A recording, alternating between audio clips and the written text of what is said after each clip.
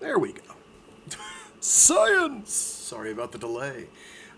Welcome back to another thrilling installment of Free Read Fridays. I'm your intrepid narrator, host, Fragath, and today, we're reading more of The Ascension Factor by Bill Ransom and Frank Herbert.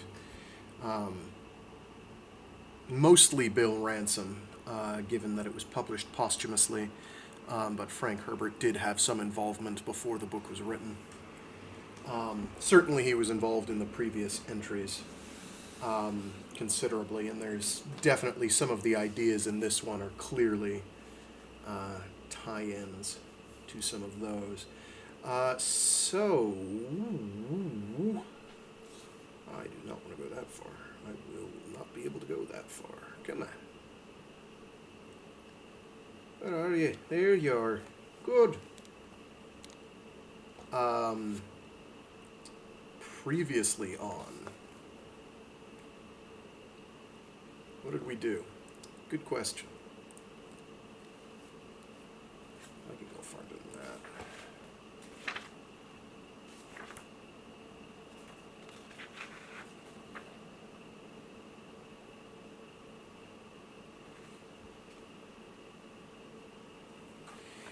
Previously on The Ascension Factor.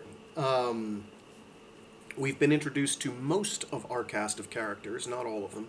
There's a fair size and then some that rotate in and out as the plot demands. But our main perspective characters are going to be Ben Ozette. Actually, let's take it how I have it written in the stream description, because that, I think, is a good way to start. We have Raja Flattery, who is the tyrannical and despotic director with a capital D. We've got Beatriz Tatoosh, who is of Holovision Nightly News. She works for the media. We've got Ben Ozette, formerly of Holovision Nightly News, but now of Shadowbox, which is a pirate radio station / resistance movement, fighting against Raja Flattery, the director. And, probably most importantly, we've got Crista Galli, who was born from the Kelp like 20 years ago, I think. This is taking place roughly, they even said it. It's like 30-something years after the end of the Lazarus Effect. It's relatively very proximate, at least compared to the distance between Destination Void and the Jesus Incident, and the Jesus Incident and the Lazarus Effect, which have... one has a theoretically a tremendous amount of time. You can't actually be sure, and the other has something on the order of, I don't know, a couple hundred years. So, pretty large time scales, but this is a mere 3 decades. Not even. Around 3 decades. So she was born, say, 20-ish years ago, from the Kelp. The Kelp, Avata, has made her, and she is a human being, as far as anyone can tell. The director had her in his clutches, and Ben Ozette has absconded with her. This doesn't thrill the director, but there's all kinds of warnings that Ben Ozette has gotten. You can't touch her because she's toxic like the Kelp. And Raja Flattery has promulgated these rumors and caused those rumors to proliferate. How true they are, well, only he can say. I think we've already had an inkling as to how true they are. But with that, I think we'll get rocking and a-rolling. I know people listening to these in sequence are probably like, why are you doing a recap? And I'm like, the recap is honestly for my benefit. more than anything else. It's for other people too. Anyone who's tuning in like after a week has gone by, or anyone who wants like a general summary with a lot of things omitted. But it's mostly for me, so I have it straight. It gives me time to remember. Okay, this character is so and so. They sound like X. This character in such and such. They sound like Y. That sort of thing. So, behind the scenes with Fraggeth or whatever. With that, I figure we can keep going.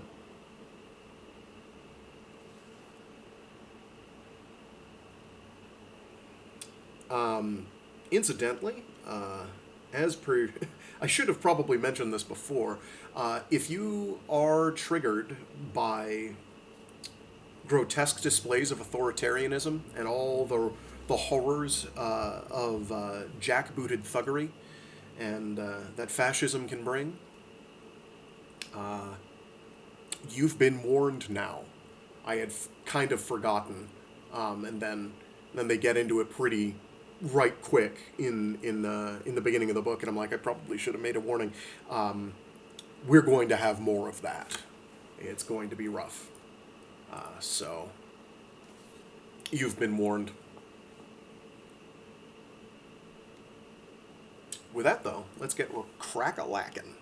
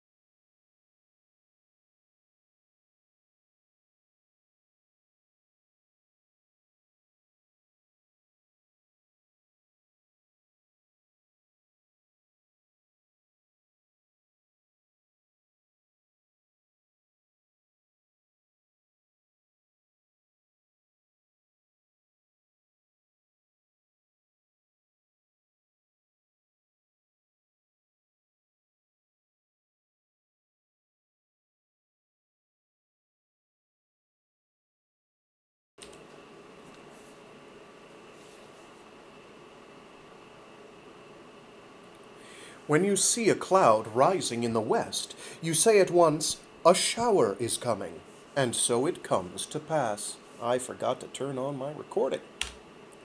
Sorry.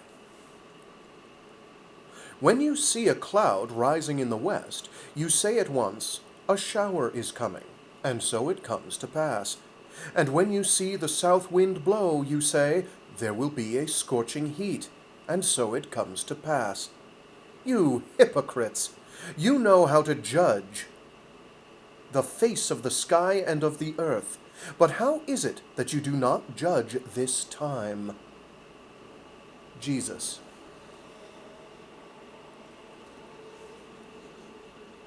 Crista Galli's first memory of waking up that morning on Catalogued was of the way the light caught the carved cup in Ben Ozette's hand, and of his hand.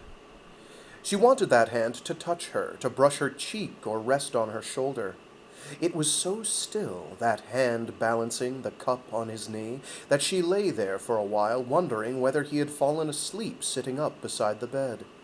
She shuddered at the thought of sitting in one of those pieces of ghastly islander furniture, a living creature that they called chair-dog. Catalogued, too, was waking outside. She heard the stirrings of people and the stutter of engines starting as the dozer and crawler crews headed for another day's work, advancing the perimeter. The hungry and homeless of a dozen grounded islands also woke from their sleep in the gritty folds of Greater Catalogued. Crista listened to the closer, warmer sound of Ben's quiet breathing. God, she thought, what if I'd killed him? She stifled a giggle, imagining the news lead as Ben himself might have written it. Holovision's popular nightly news correspondent Ben Ozette was kissed to death last night on assignment. The warmth, the taste of that kiss replayed itself in her mind. This was her first kiss, the one she'd nearly given up on. Ben suffered no ill effects, which she attributed to the action of Flattery's daily dose of antidotes still in her system. Yet she had received the flood of Ben's past with the touch of his lips to her own. A cascade of memories, emotions, and fear that nearly paralyzed her with its unexpected clarity and force. There were these matters of his life that she preferred not to know. Ben's first kiss, a pretty redhead. His last kiss, Beatriz Tatoosh. Both of these and more lingered on her own lips. She witnessed his first love-making through the memory of his cells, witnessed his birth, the sinking of Guime's Island, the deaths of his parents. His memories impregnated her very cells, waiting for her own emotional trigger that would call them to life. She had received his memories with his kiss, too stunned to tell him. Her dreams that night were his dreams, his memories. She saw Shadowbox as he saw it, as the organ of truth in a body riddled with lies. She knew that he, like herself, was vulnerable and lonely and had a life to live for others. She did not want to keep this from him, the fact that she now owned his life. She did not want to lose him now that they had finally found each other, and she did not want to be the death of him either. Ben was not afraid of the tingle, as people called it, this kelp death that supposedly lurked in her touch as it did in some kelp, within her very chemistry. Sometimes she didn't believe it either. Flattery himself had developed the antidote, which he saw to it that she received daily. It did not diminish the chemical messages she received, such as Ben's memories. It merely muted those that her body might send. Still, none dared touch her, and all of her attendants in Flattery's compound kept her at a safe distance. This was the first morning in her memory that she did not wake up to attendance, endless tests, to the difficult task of being a revered prisoner in the great house of the director. Crista had slept the refreshing sleep of the newborn in spite of their escape, their hiding her first kiss. Oh, jeez. Crista had slept the refreshing sleep of the newborn in spite of their escape, their hiding, her first kiss. An emptiness rumbled through her stomach as delicious aromas rose to her of pastries, hot breads, coffee.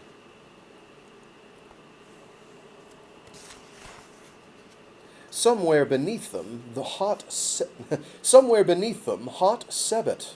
sizzled on a grill. Meat was something she craved. Flattery's lab techs had explained this to her, some mumbo-jumbo about her Avatan genes affecting her protein synthesis, but she knew this simply as hunger. She also hungered for fresh fruits of all kinds, and nuts and grains. The very thought of a salad gagged her, and always had. Though they'd fled here in the night, Crista had memorized the Warren-like underground system they took to get from the director's complex at the Preserve to this islander community at Kalalach. She was reminded of the maze of kelpways down under.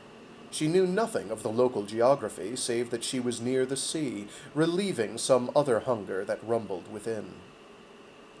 She heard the sea now, a wet pulse over the babble of street vendors and the increasing traffic of the day. Pandorans were an early lot, she'd heard, but unhurried. It is difficult for the hungry to hurry. Only a very few remained on their traditional organic islands. Drifting the seas had become much too dangerous a life in this day of jagged coastlines and sea lanes choked with kelp. The majority who settled landside still called themselves islander, and retained their old manners of dress and custom. Those islanders whom she'd known at the Preserve compound were either servants or security, close-mouthed about their lives outside Flattery's great basalt walls. Many were horribly mutated, a revulsion to Flattery, but a fascination to her.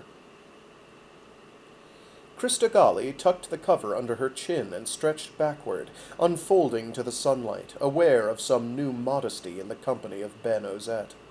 She had all of the intimacies of his life stored in her head now, and she was afraid of what he might think of her if he knew. She felt herself flush, a bit of a voyeur, as she remembered his first night with Beatriz. Men are so strange, Crista thought. He'd brought her here on the run from Vachon's security, and the director assured her that they were safely hidden in this tiny cubby. Then he sat up all night beside her rather than join her in bed. He'd already proven immune to her deadly touch, and she liked the kiss as much as the daring gesture of the kiss. The attentions of other men, the director among them, had taught her something of the power of her beauty. Ben Ozette was attracted to her. That had been clear the first time she'd looked into his eyes. They were green, something like her own, only darker. She treasured one magic kiss they had shared. She treasured the one magic kiss they had shared before she slept. She treasured his memories that now were hers, the family she shared with him, his lovers. Her reverie was interrupted by a shriek in the street below, then a long, high-voiced wail that chilled her in spite of her warm bed. She lay quiet while Ben set aside his cup and rose to the window. "They've found someone," she thought, "someone who's been killed." Ben had told her about the bodies in the streets in the morning, but it was something too far from her life to imagine. "The death squads leave them for a lesson," he said. "Bodies are there in the mornings for people to see when they go to work, when they take their children to the creche. Some have no hands, some have no tongues or heads. Some are mutated obscenely. If you stop to look, you are questioned. Do you know this man? Come with us." No one wants to go with them. Sooner or later a wife is notified, or a mother, or a son. Then the body is removed. Ben had seen hundreds of such bodies in his work, and she had glimpsed these the night before in the speedy unreeling of his memories into her own. This wail she thought must come from a mother who had just found her dead son. Crista was not tempted to look outside. Ben returned to his watch at her bedside. Had he seen anything of her when she kissed him? Such a thing happened sometimes with the Kelp, but seldom any more with herself. It had happened with others who'd touched her. First, the shock of wide-eyed disbelief, then the unfocused eyes and the trembling, at last the waking and the registry of stark terror, for those who had been lucky enough to wake. What did I show them? She wondered. Why some and not all? She had studied the Kelp's history and found no help there, precious little comfort. She still smoldered over some research tech's pointed reference to her family tree. She remembered how she had been kept alive down under by the cilia of the Kelp that probed the recesses of her body.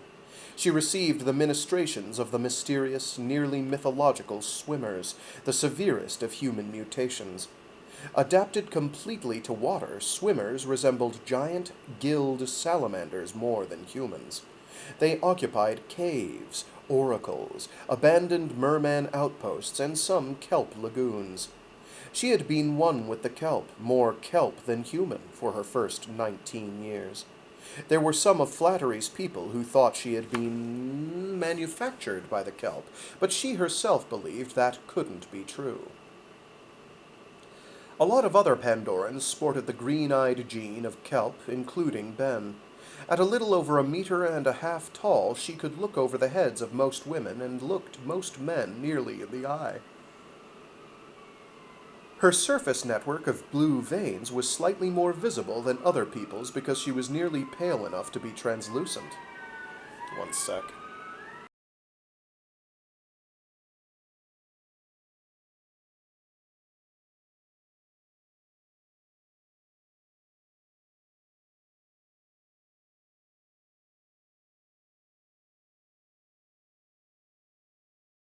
Sorry about that. Sirens!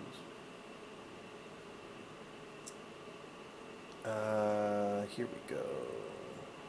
The blood in her veins was red, based on iron, and incontrovertibly human. Okay, one more once. We'll try this paragraph from the top once the sirens go by.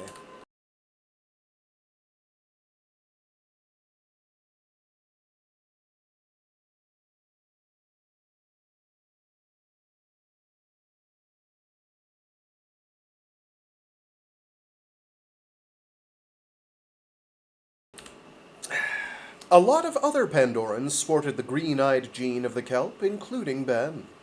At a little over 1.5 meters tall, she could look over the heads of most women and looked most men nearly in the eye. Her surface network of blue veins was slightly more visible than other people's because she was nearly pale enough to be translucent. The blood in her veins was red, based on iron, and incontrovertibly human, facts that had been established her first day out of the kelp. Her full lips puckered slightly when she was thinking, hanging on the edge of a kiss. Her straight, slender nose flared slightly at the nostrils and flared even more when she was angry, another emotion she dared not indulge among Flattery's people. Crista had been educated by the touch of the kelp, which infused in her certain genetic memories of the humans that it had encountered. Before Flattery took power, most humans contacted the kelp by being buried at sea. She had to shut out the flood of memories that came rolling in with the sounds of the nearby waves. She treated herself to another languorous stretch, then turned to Ben. "Did you sit up all night?" "Couldn't sleep anyway," he said. He stood slowly, working out the kinks in his body, then sat on the edge of her bed. Crista sat up and leaned against his shoulder. The disturbance below their window was gone. They faced the Plaz, the morning sunlight off the bay, and Crista was lulled into a half-sleep by the warmth from the window, the coziness of Ozette beside her, and the harmonious chatter of the street vendors. In the distance she heard the heavy machinery of construction tear into the hills. "Will we leave here soon?" she asked. She was invigorated by the sunlight, the plop, plop, plop of waves against the bulkhead, and a whiff of broiling sebet on the air. The years of lies and imprisonment at the hands of the director washed through her like a current of cold blood. Every morning that she had awakened in his compound, she simply wanted to curl up under those covers and doze. Today, wherever Ben Ozette was going, Crista was going with him. Someone whistled at their hatch, a short musical phrase, repeated once. It was the same kind of whistle language that she'd heard from Dockside the night before. Ozette grunted, rapped twice on the deck. A single whistle replied. "Our people," he said. They will move us this morning, much as I'd like to show you the neighborhood. Rico is setting it up. The whole world knows by now that you're gone. The reward for your return, and for my head, will be enough to tempt even good people, on either side. There is much hunger." "I can't go back there," she said. "I won't. I have seen the sky. You kissed me." He smiled at her, offered her a drink of his water, but he did not kiss her. She knew that he would be killed if caught, that Flattery had already signed his death warrant. The Warriors' Union would take care of it, had probably already taken care of every servant and selected others at the preserve. The night before, emerging from the underground, they had dodged from building to building along the waterfront streets, fearful of security patrols enforcing Flattery's curfew. Crista had stopped in the open to look at the stars and at Pandora's nearer moons. She bathed firsthand in the touch of a cool breeze on her face and arms, smelled the charcoal cookery of the poor, saw the stars with only the atmosphere in her way. "I want to go outside," she whispered. "Can we go out soon to the street?" Always the answer from the director had been no. It was always no.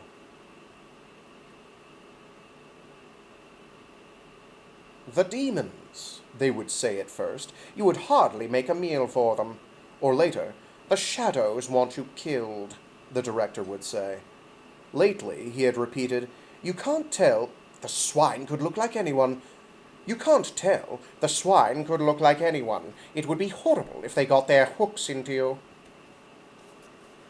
The director had a particular leer that gave her the creeps, though to hear him tell it there was no one who could protect her but him, no one she could trust in the world but him.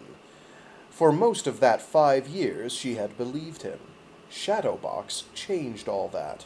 Then Ben Ozette came to do his story, and she realized that the only reason Flattery forbade her touch was his fear that she would learn something from him, from his people, and expose his intricate system of lies. "Yes," Ben said. "We'll get out soon. Things are going to get very hot here very soon." He stiffened suddenly and swore under his breath. He pointed at a Vashon security patrol working their way down the pier side toward them, 2 men on each side of the street. They poured an insidious stillness over a choppy sea of commuters and shoppers in the marketplace. The press of commuters crowding toward the ferries parted for them without touching. Each guard carried a small laser gun slung under one arm, and from each belt hung various tools of the security trade. Coup baton for infighting hand-to-hand, charges for the laser guns, a fistful of small but efficient devices of chemical and mechanical restraint. They each wore a pair of mirrored sunglasses, trademark of the Warriors Union, the director's personal assassination squad. Among the people there was much smiling, head-shaking, shoulder-shrugging. Some cringed. Crista watched the pair work their way along the dockside street and felt the small hairs rise on her arms and the back of her neck. "Don't worry," Ben said, as though reading her mind. With his hand on her bare shoulder, like that, she believed it was possible he was reading her mind, or at least her emotion. She loved his touch. She felt a new flood of his life enter through her skin. It stored itself somewhere in her brain while her eyes went on watching the street. The security team left 1 man in front of each building in turn while the others searched inside. They were close. "What do we do?" she asked. He reached to the other side of the bed for a bundle of Islander clothes and set them in her lap. "Get dressed," he said, "and watch. Stay back from the plaz." There was a sudden, concussive whoomp and a flash of orange from the harbor, then a roil of black smoke. The street turned into a scramble of bodies as people ran to their boats dockside and to their firefighting stations. Pandorans had used hydrogen for their engines and stoves, their welding torches and power production since the old days. Hydrogen storage tanks were everywhere, and fire one of their great fears. "What?" "An old coracle," Ben said, "registered to me. They will be busy for a while. With luck, they will believe we were aboard." Another whoomp took Krista's breath away, and she pulled on the unfamiliar clothing, and she saw that the security squad had not disappeared with the crowd. They came on with the same precision and deliberation, door to door. The street was nearly empty as everyone else who was able-bodied fought the fires or moved nearby boats to safety.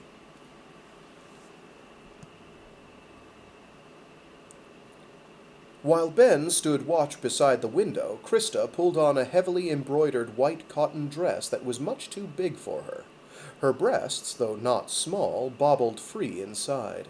She held the fabric away from her flat belly and looked questioningly at Ben. He tossed her a black pajama-type worksuit of the Islanders that appeared identical to the one he wore. From a drawer beside the bed, he pulled a long woven sash and handed it to her. "I don't know how to tell you this, but you're pregnant. Quite a ways along, too." When she still didn't follow his intent, he said, "Strap the worksuit onto your belly to fill out the dress," he said. "You'll need it later. For now, you are a pregnant Islander. I am your man." She strapped the worksuit around her as instructed and adjusted the dress. In the mirror beside the hatch, she did look pregnant. Crista watched in the mirror as Ben wrapped a long red bandana around his head, letting the tails fall between his shoulder blades. It was embroidered with the same geometrics that appeared on her dress. "My man," she thought with a smile, "and we're dressing to go out." She patted the padding on her stomach fondly and rested her hand there, half expecting to feel some tiny movement.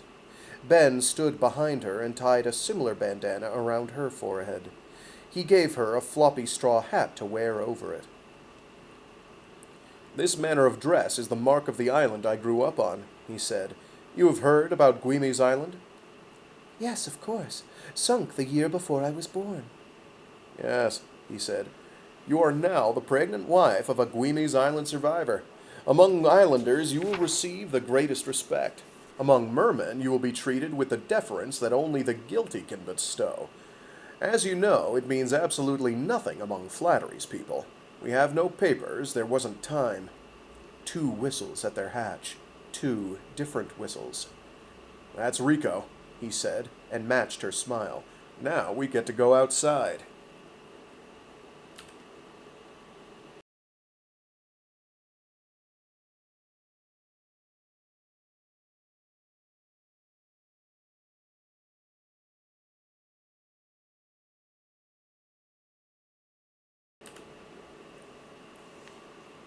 The things that people want and the things that are good for them are very different.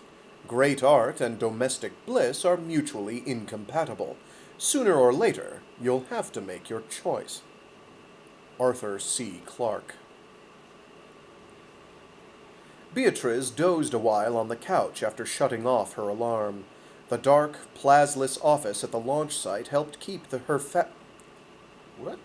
Oh, my brain skipped a line. The dark, plassless office at the launch site helped keep the fabric of her dream alive. Freed from the confines of her mind, it flowed about the room with the ease of a ghost. In a way, it was a ghost. She had been dreaming of Ben, of their last night together, and there were parts of the dream that she wanted to savor. It was 2 years ago, the night before she made her first trip up to the orbiter, before she met Mac. She was nervous about her first shuttle flight to the orbiter, and Ben was going off to the high reaches to meet with some Zavatan elder.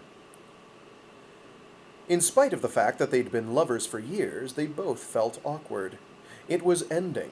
They knew it was ending, but neither of them could talk about it. It was early evening, clear and warm. A shot of sunset still streaked the horizon pink and blue. They sat aboard one of Holovision's foils at dockside in the crew's quarters. She remembered the familiar schlup schlip of water against the hull and the occasional mutter of wild squawks settling down. Children played their evening games before being called in for the night, and they whistle-signaled from pier to pier. She and Ben had talked of children, of wanting them, and of bad timing. This night the rest of their crews had discreetly left them alone. She found out later it was at Rico's suggestion. "Women are the answer," Ben said, handing her a glass of white wine. "And what was the question?" She touched glasses with him, sipped, and set it down. She did not want to ride a rocket into orbit in the morning with a hangover. Ben's green eyes looked particularly beautiful against his dark skin. His lean, muscular body had always been perfect with hers. She couldn't understand why he had to go off on his wild projects chasing down shadows when he could stay and work with her. She'd covered as much death as she cared to. It was time they thought of themselves. "I want to report on life, advances, progress." "Women represent life, advances, progress," he said. The hair prickled at the back of her neck. "Are you reading my mind?" "Would I dare?" he asked. Those green eyes twinkled in their way that shot something straight into her heart. Whatever it was warm, and it always melted downward like a hand inside her underwear. Beatriz was a strong woman, and she knew it. She also knew that Ben Ozette was the only man who ever made her weak in the knees. She sipped her wine and kept the glass at her chest. "What am I thinking now?" she asked, feeling she had to change the subject. "You're wishing I'd get on with whatever it was I was going to say so that we can get on with our evening." She laughed a little louder than she liked and ran a hand through her black hair. Why, Mr. Ozette, what kind of girl do you think I am? I think you're the kind of girl who wants to see the best for everyone, for the refugees, yourself, even Flattery. You've covered some of the most horrible disasters and bloodiest atrocities this world has seen. I know because I was there. Now it won't go away, so you're going away. You want to see progress. You want to see good things. Well, so do I. But look at what you're doing! She fisted her thigh and scooted back in the couch. Okay, security is more than enthusiastic, that's bad enough. If you make heroes out of the people fighting them, then more will join them. They will have to fight the same way. There will be no end to the cycle. Damn it, Ben, that's why they call it revolution. Wheels turn and turn in place and the vehicle gets mired down. I've come damn close to dying more times than I can count. Most of those times with you. And now I want to get somewhere. I want a family. Ben set down his glass and grasped her hand across the table. I know, he said. I understand. Maybe I understand more than you think. I want to offer you life, advances, progress. Neither of them spoke for a while, but their hands conversed with each other in the familiar language of lovers. Okay, she said. She tossed off her wine, trying to appear light-hearted. What's the plan, man? I don't know the plan yet, he said, but I know the key. It's information. Our business, remember? Yes. She refilled her glass, then his. Explain. You don't see any women in Flattery's security force, and you set out to do a story, remember? What happened? Not approved. We never shot a centimeter. And how many times has that happened? To me? Not much. But then there are plenty of stories to do, more than I'll ever live to do. I just find another one or take an assignment. An important point, Ben said. He hunched over their little table, tapping the top with his index finger. If Flattery doesn't get flattered, the story, whatever it is, doesn't get aired. He is from a different world. Literally a different world. He is from a world that starves women and children because they are on the wrong side of an imaginary line, and he won't allow them to cross it. We are from a world that used to teach life at all cost. Preserve life. Pandora has been adversary enough. We haven't been able to afford the luxury of fighting amongst ourselves. So I don't get where half of the shows I do get dropped, Ben said. It's not because they're not good. It's because it's getting harder and harder to keep Flattery from looking like the hood that he is. What would happen if people refused to have anything to do with him? Refused to speak with him, feed him, shelter him? What would happen then?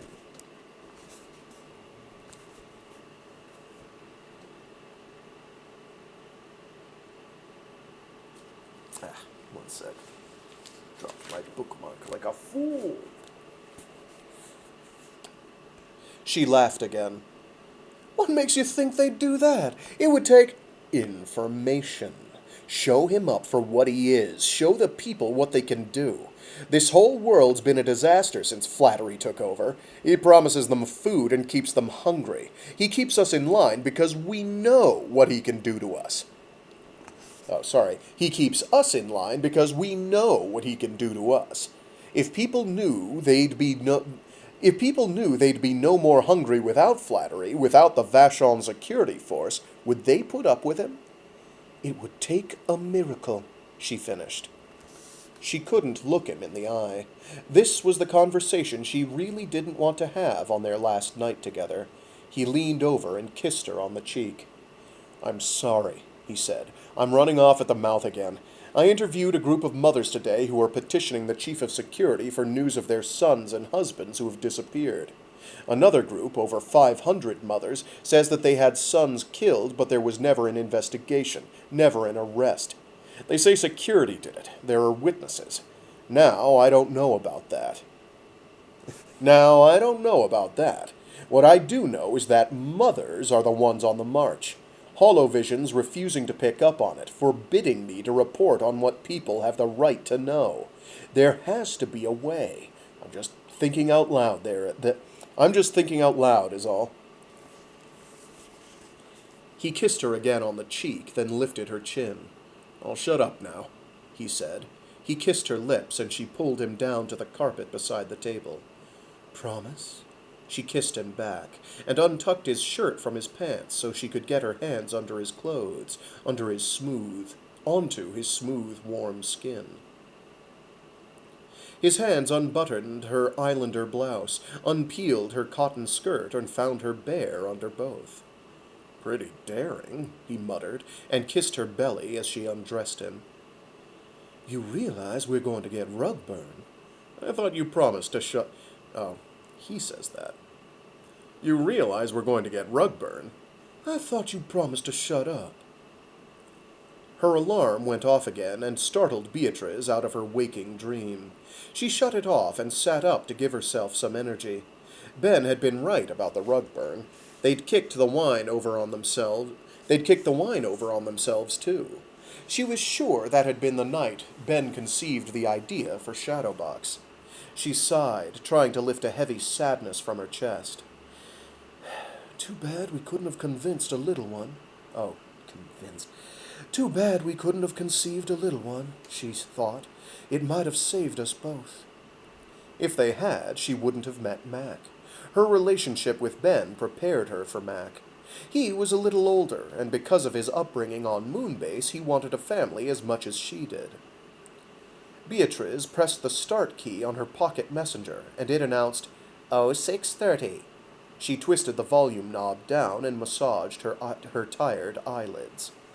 The preliminary meeting from the Holovision head office would be followed by more details before airtime, so she half-listened, intent only on news of Ben Ozette. Another deep sigh. The smell at her launch site office down under was distinctly merman. Air swept clean of particulate, saturated with the scent of mold inhibitors and sterile water. Lighting in Holovision's small broadcast studio always dried things out a bit and helped her breathe easier on the air. She suspected she would be on the air again in less than half an hour. She pulled the legs of her single suit straight and unbunched the wrinkled sleeves from her armpits. Her office was backlit in the merman way, so her reflection in the plaza was a warm one, capturing the glow of her brown skin and the sheen of her shaggy black hair. Her generation and Ben's was the first in 2 centuries to have more children born to the ancient norm of human appearance than not. Beatriz did not pity the severely mutated. Pity was an emotion that most Pandorans could do without. She thanked the odds daily for her natural good looks.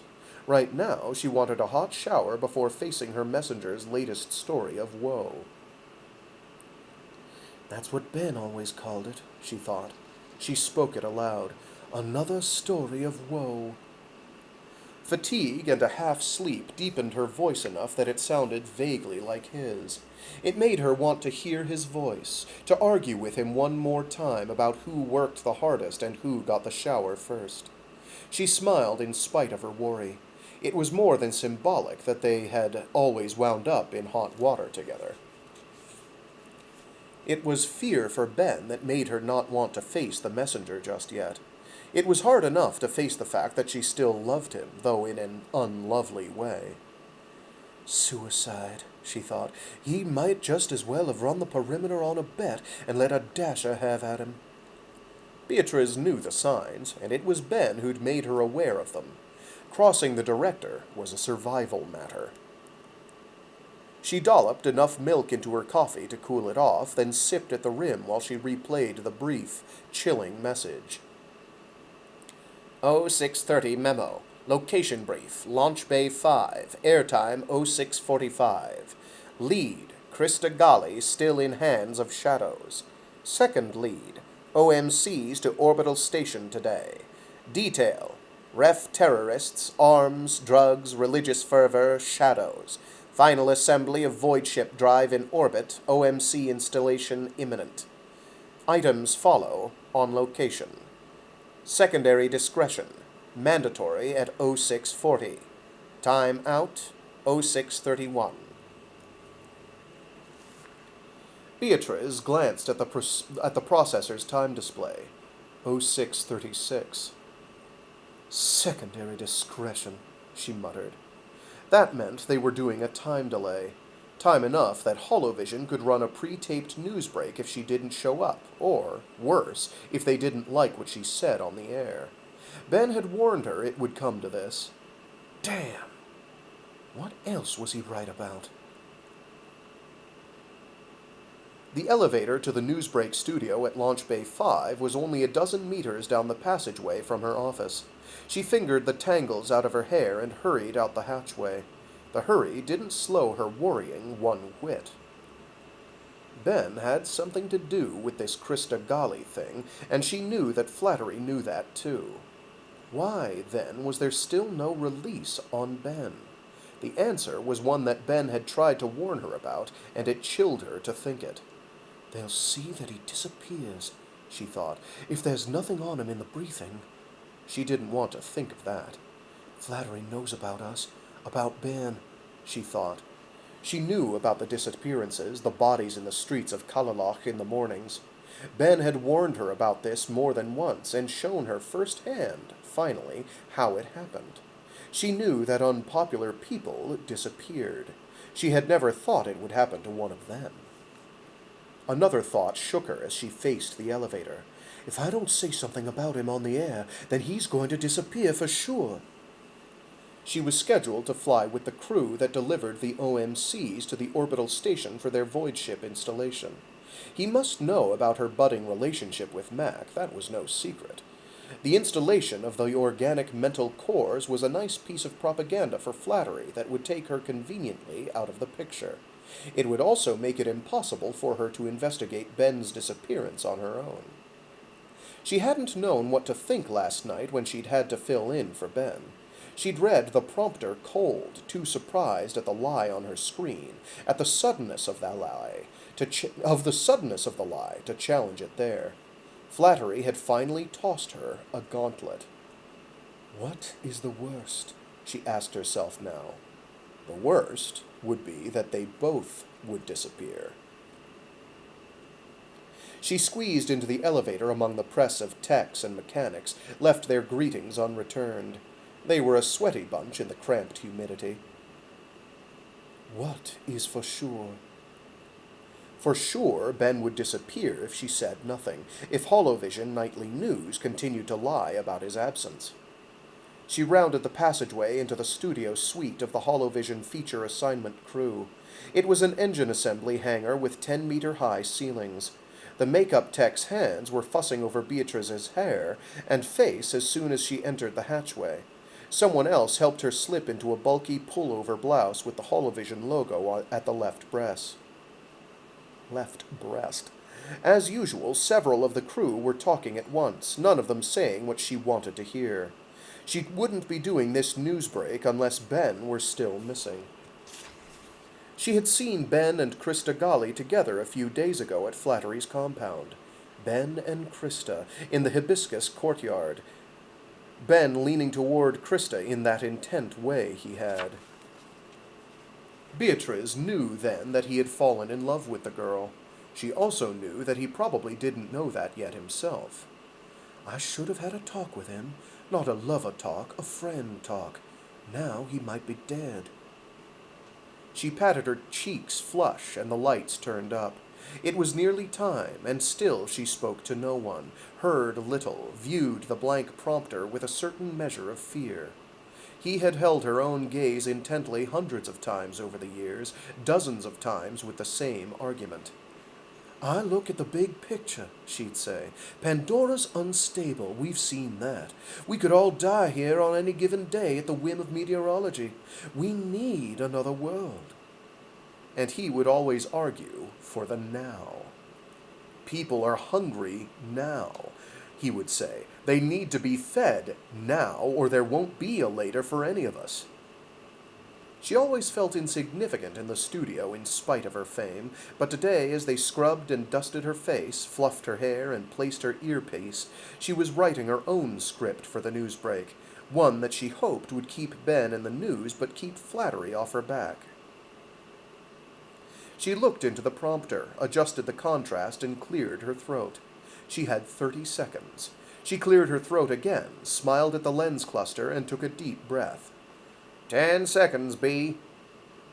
She let the breath out slow, blinked her eyes for the shine, and said to the red light, "Good morning, Pandora. This is Beatriz Tatoosh for Newsbreak."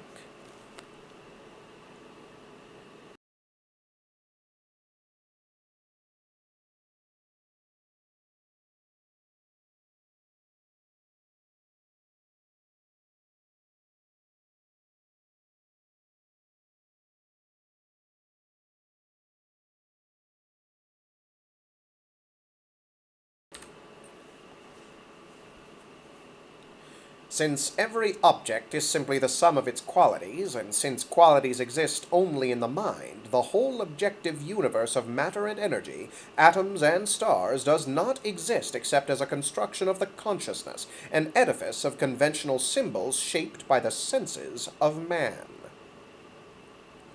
Lincoln Barnett, The Universe and Dr. Einstein. Alyssa Marsh lived in the past, because the past was all that Flattery could not strip from her. He had tried chemicals, laser probes, tiny implants, but the person who had been Alyssa Marsh survived them all. "He's afraid," she thought. "He's afraid that my life here has made me unfit as an OMC, and he's right." He had taken her body away fiber by fiber, or taken her away from her body. Her carotids and jugulars had been bypassed to a life support system, and she had been decapitated. Then Flattery himself excised the remaining flesh and bone from around her unfeeling brain. The only sense she retained was the vaguest sense of being. She no longer felt much kinship with humans, and had no way of knowing how long she'd felt that way. Until someone hooked her up to her void ship, she had no means of measuring time. Time became her newest toy. Time and the past. "Even fog has substance," she thought.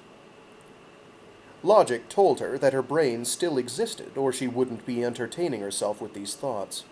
Training in her moon-base creche hundreds of years ago had prepared her for her responsibility as an OMC, purely mental functions making human decisions out of mechanically derived data. But Pandora had opened up other possibilities, all of them requiring a body.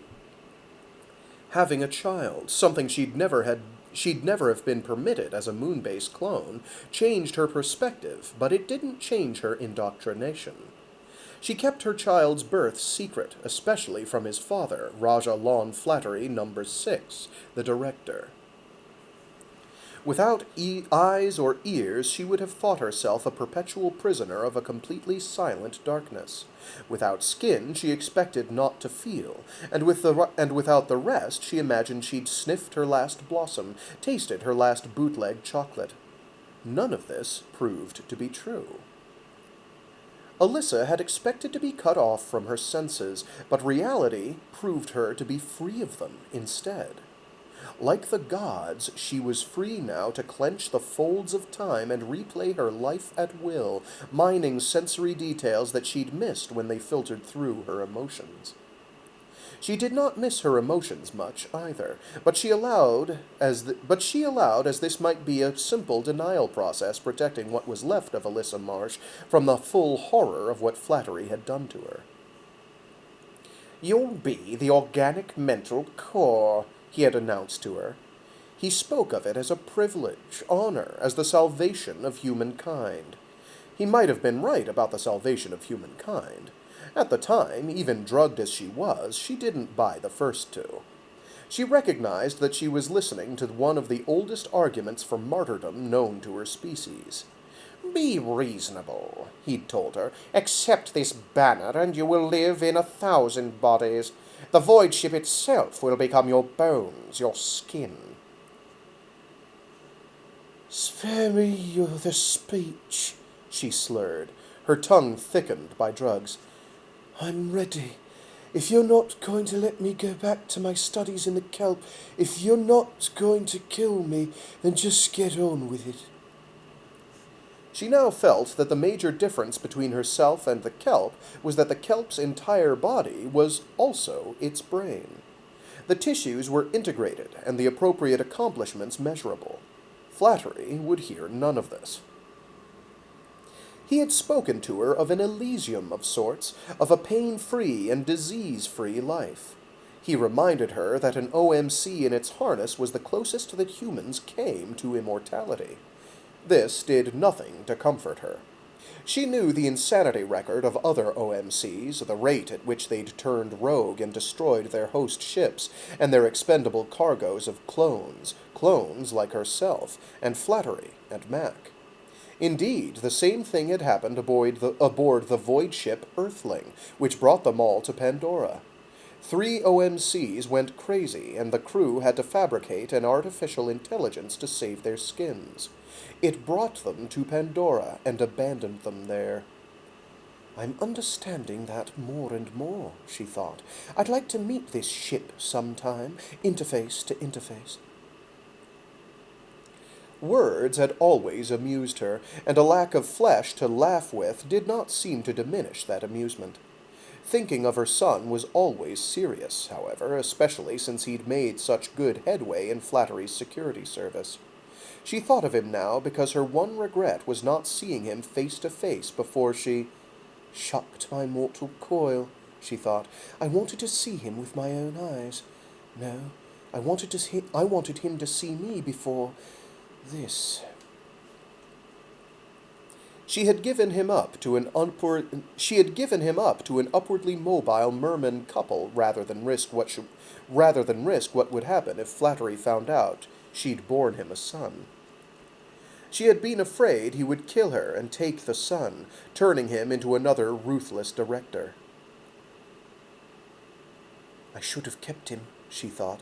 He's turned out like Flattery anyway. The boy would know by now.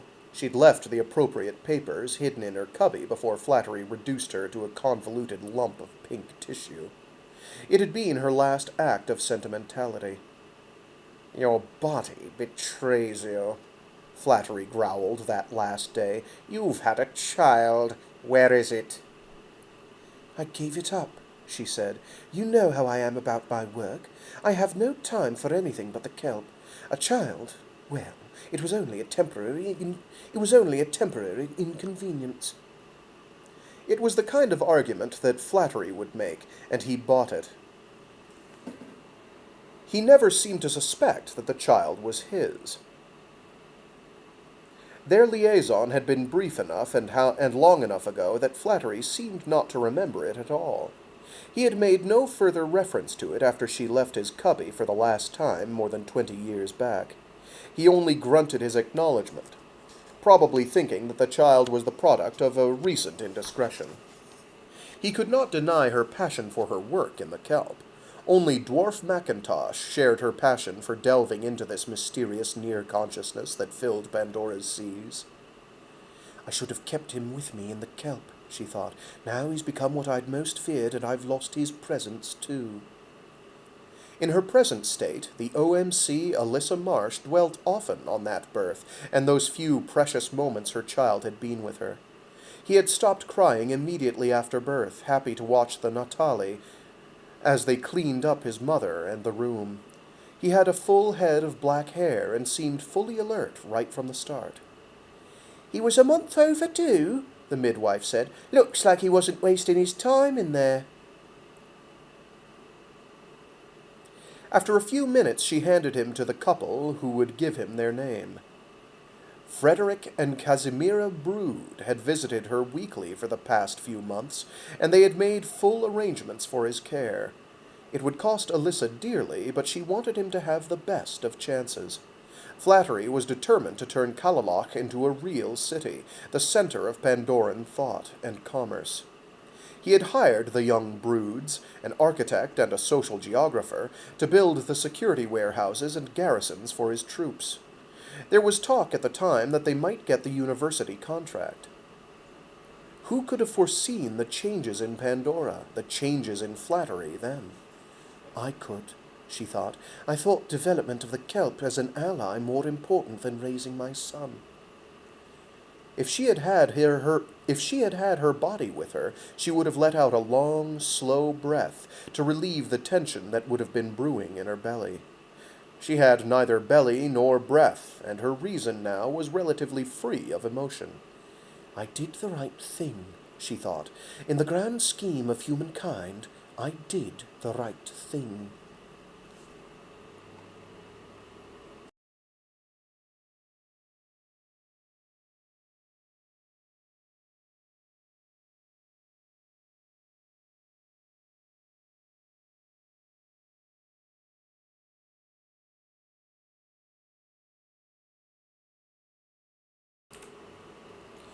Even if they, with minds overcome by greed, see no evil in the destruction of a family, see no sin in the treachery to friends, shall we not, who see the evil of destruction, shall we not refrain from this terrible deed?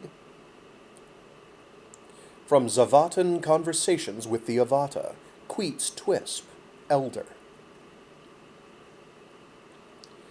Flutterby Bodine unrolled her precious bolt of stolen muslin across the dusty attic deck. Her 3 young schoolmates clapped in their excitement. You did it! Jaka cheered. He was 12, lanky, and the only boy. His father, like Flutterby's, worked down under at the shuttle launch site, or SLS. His mother also worked at Merman Hyperconductor, so their family received nearly double the usual scrip at the line. Shh! Flutterby warned them. We don't want them finding us now. Leet, did you get the paints? Leet, at 11 the youngest of the 4, pulled 4 thick tubes from under her bulky cotton blouse. Here, she said without looking up. I couldn't get black. Green. Jaka blew out an impatient breath. You want them to think we're shadows? You know they all use green. Shush! Dana emphasized her point with a finger at her lips and an exaggerated scowl. Maybe we are shadows now. Did you ever think of that? They'll treat us the same if we're caught, you know. Okay. Flutterby interrupted. Or is it Flutterby? I'm going to go with Flutterby. Okay, Flutterby interrupted. We're not going to get caught unless we're here all day. Dana, Jacka, we're supposed to be practicing our music, so you two play a while. Leet and I will each make a banner, and then we'll play so you can do too.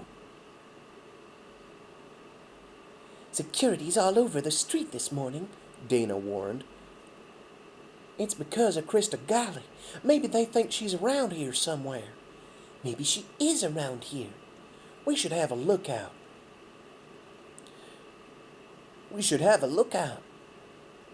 They won't come in while Watts are practicing, Flutterby said, and put her hand up to quiet the others. Who wants to have anything to do with music lessons? Besides, she sniffed, and her chin raised a fraction, my brother's a security. I know how they think. Yeah, and he's up in Victoria, Dana said. They think different up there. You know they split them up so that if they shoot someone, it won't be family. That's not true, Flutterby said. They just don't want them They just don't want them working the same district as their family because... They're going to walk in here if we don't get busy, Jacka interrupted. His voice was changing, and he tried to make it sound authoritative. They're going to walk in here if we don't get busy, Jacka interrupted. His voice was changing, and he tried to make it sound authoritative. Jacka lived at the edge of Kalaloch's largest refuge camp. He was more fearful than the others of the immediacy of hunger and the reprisals of security. At 12, he had already seen enough death from both. He uncased his well-worn flute and snapped the sections together. Dana shrugged, sighed, and uncased her caracol. Its new strings glistened in a stray sliver of sunlight. The swirled black backs of its huge shell shone with the polish of 4 generations of fingers. Let me try that sentence because I think I mangled it. The swirled black back of its huge shell shone with the polish of 4 generations of fingers.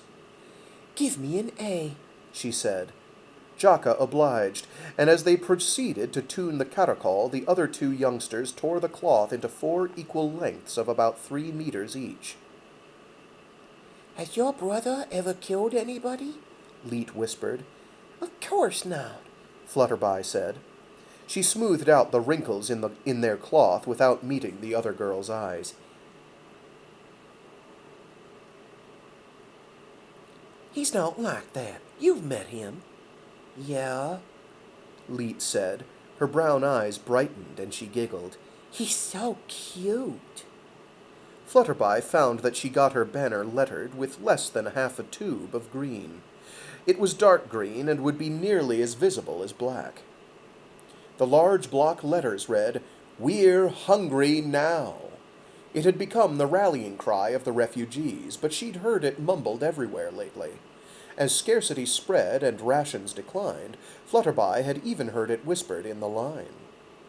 The line, where everyone stood for hours to get into the food distribution centers, was where she chose to hang her banner. Leets would go over their school, which faced the concrete and plasteel offices of Merman Mercantile. Jaka wanted to smuggle his into Merman Hyperconductor, and Dana said she'd hang hers from the ferry dock, within easy view of Holovision's offices on the pier. Dana ran up and down the scales a few times, then she and Jaka played a fast, lilting dance piece they'd practiced at school. Flutterby thought it the best her friend had ever played. Jaka struggled as usual, but diligently played on. Do you think the Shadows kidnapped Crista Galli? Leet asked. The bulky tube was difficult for her to handle, and she was going over her letters twice to make them bold enough to be read at a distance. I don't know, Flutterby said. I don't know what to believe anymore. My mother grew up on Vashon, and she says that Crista Galli is some kind of god or something. My dad says she's just another freak. Your mother? No, Flutterby giggled. Crista Galli, you stoop. He says the only way to feed the world is to keep control of the currents, and that if Crista Galli helps control the Kelp, then the director is right to make sure she doesn't get away or turn it against us. What do your parents think? Leet frowned. They don't say much of anything anymore, she said. They're both working all the time, every day. Mom says she's too tired to hear herself think. My dad won't even watch the news anymore. He doesn't say anything, just bites his lip and goes to bed. I think they're afraid. An explosion in the harbor startled them both. Dana set her caracol on the deck with a thump. That was close, she said.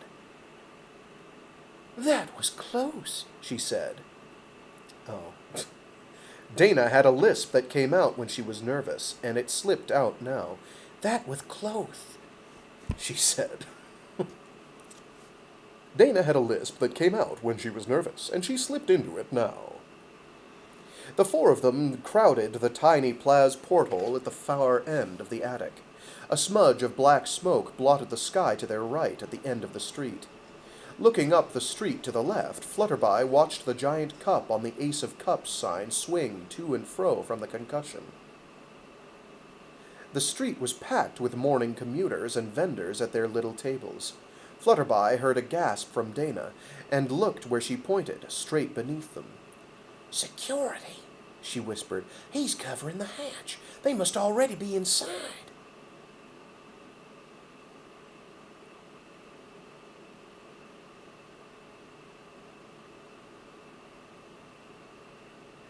We've got to hide this stuff, Jaka said, his whisper cracking into its high range.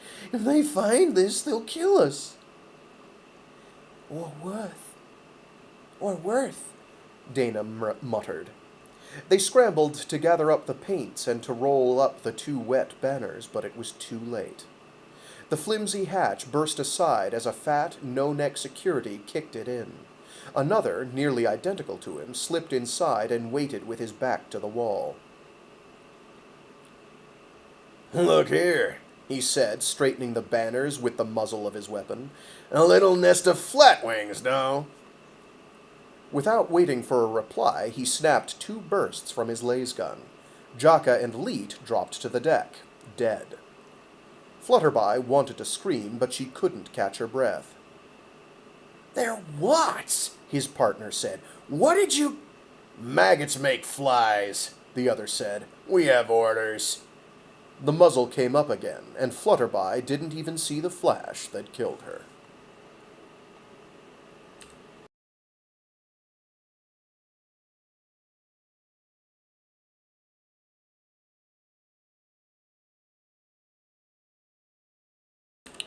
Wait a minute, authoritarian fascist regimes kill kids? You don't say.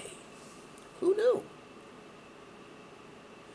Mankind owns 4 things that are no good at sea: rudder, anchor, oars, and the fear of going down. Antonio Machado. Ben undogged the hatch and Rico Lapush rushed inside. Rico nodded once to the girl, who looked ghastly pale, and handed Ben the pocket messenger. Most of the briefing on it was already outdated, but Ben would want to hear it anyway. Rico was careful to keep from touching the girl. Ready? He asked. Ready, Ben said. Yes, said the girl. Rico scratched his chin stubble and adjusted the laser gun in the back of his pants.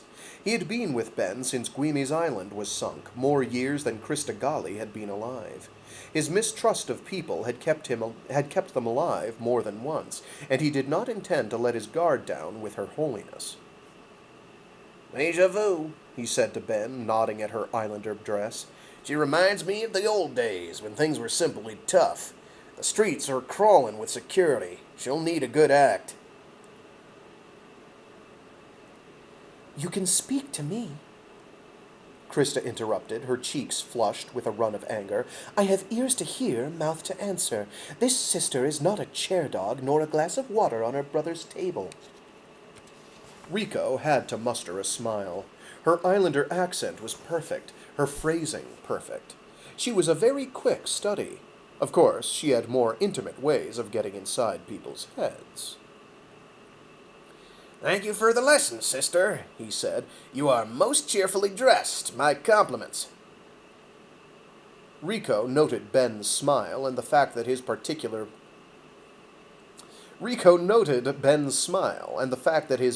gaze never wavered from Crista Galli's perfect face. Rico's cameras had taped the faces of many beautiful women for Holovision, and he had to admit that everything he'd heard about Crista Galli was true. When Ben became a reporter, Rico Lapush signed on as a field triangulator with the holography crew. When somebody jumps you with the word holography, and you're not expecting it, sometimes you stumble. My bad. When Ben became a reporter, Rico Lapush signed on as a field triangulator with the holography crew. A well-placed lie got him the job, but his facility for learning kept it. He had filmed more pomp and more horror in any given year than most cameramen witnessed in a lifetime. She's pale, but beautiful, he thought. Maybe the sun will give her some color. Operations said to keep her out of the sun, but Rico thought that, given their recent bad luck, this would be impossible. Operations, whoever they were, didn't have their butts on the line. We'll be walking for a while, Rico told them. Don't hurry. He nodded at the messenger in Ben's hand. Don't bother, he said. We might as well shit-can that thing. They tell us we're going by air, but the airstrip's already locked up by Flattery's boys. We'll have to do it by water. But they said, I know what they said, Rico snapped. "They said the airstrip would be secure. They said keep her away from water. Let's move." Crista Galli carried a sadness about her that Rico didn't like. He could take fear, or anger, or even hysteria, but sadness felt too much like bad luck. They'd started out with that. When she reached out a tentative hand toward Ben, Rico stopped her with a word. "No," he said. "I'm sorry. I can't let you touch him." "Your fear?" she shot back. "Or this operations? He is clothed." "My fear." She was hurt when Ben remained silent. Crista shrank back from him, and Rico slipped into the Guimi's dialect that he'd set aside years ago. "Among islanders, I am merely advising one of my sisters that she needs to recognize the depth of trust and love that the people have for her," he said with a curt nod of his head. "They speak out to her when the speaking is painful." "And the fear?" Good, Rico thought. She won't be bullied. He continued to speak to her in the manner of the Guimi's islanders. "This sister apprises the brother well. Let the brother remind the sister that only the unknown is feared. Perhaps the sister will set this brother at ease in time. Shall we begin?" She was quiet then, and Rico liked that about her. Whatever curse she carried it with grace. He had known Ben Ozette for 25 years.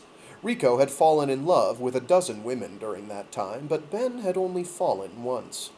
Rico remembered that Ben had looked at Beatriz Tatoosh the same way he now looked at Crista Galli. "It's about time," he thought, and smiled to himself. "Beatriz is tight with that guy McIntosh. Ben needs somebody solid, too." Everybody knew that relationships within the industry had to be short-lived, and that families were impossible. With all of the travel and stress, something, somewhere had to get... I'm sorry.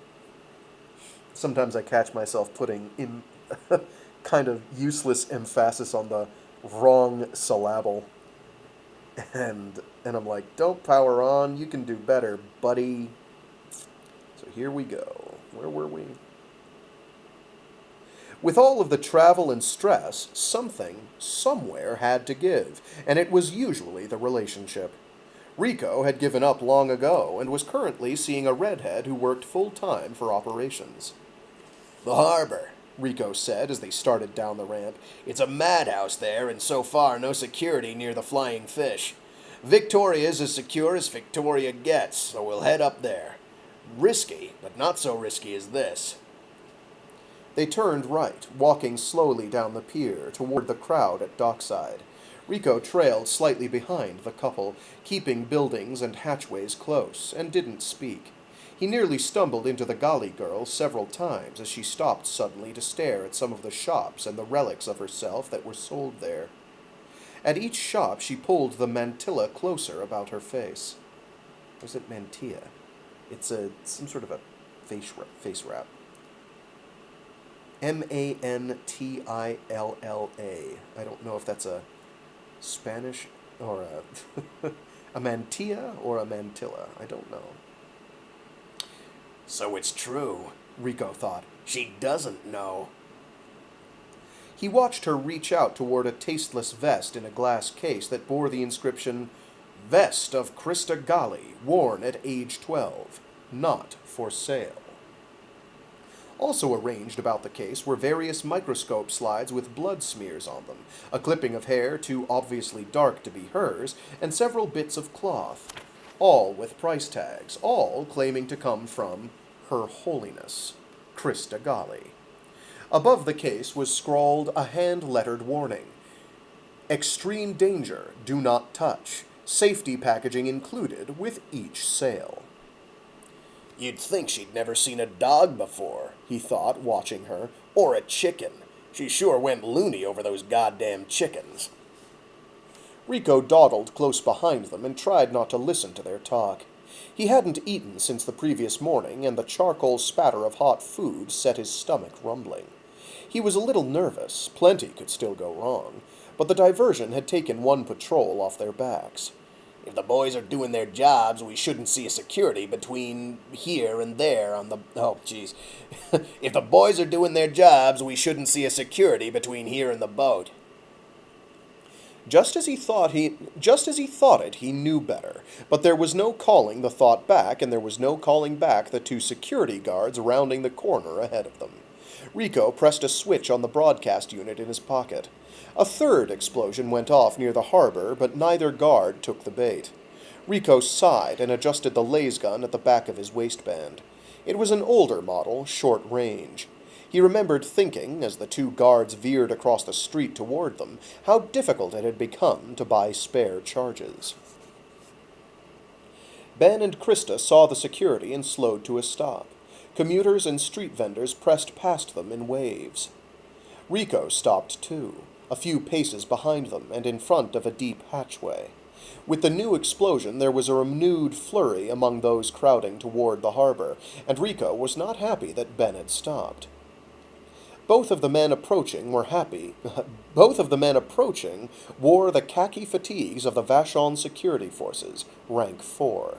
They were both burly, armed only with stun sticks, nearly normal, but with the creased ears and fat lower lips betraying certain internal defects typical of Lummi islanders.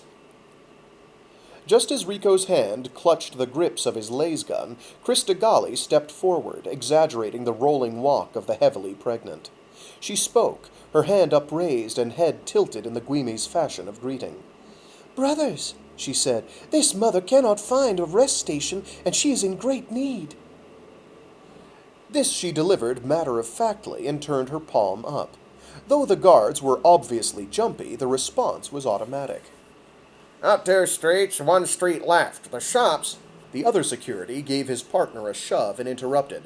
This could be the start of a shadow attack. Let's move. Sister, get out of the street. You two. He pointed to Ben and Rico. Get her inside someplace and lie low. The two guards huffed toward their station at the harbor, and Rico let out the breath he'd been holding in a low whistle. It was a coded whistle from their childhood days that any islander Watt would recognize as all clear. "You sure made Rico happy," Ben said, grinning.